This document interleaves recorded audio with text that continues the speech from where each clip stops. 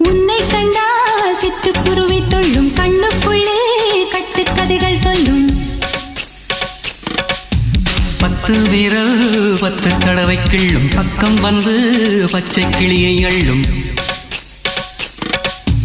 ராகங்களை கூறும் நல்ல ரசிகனையா நீதான்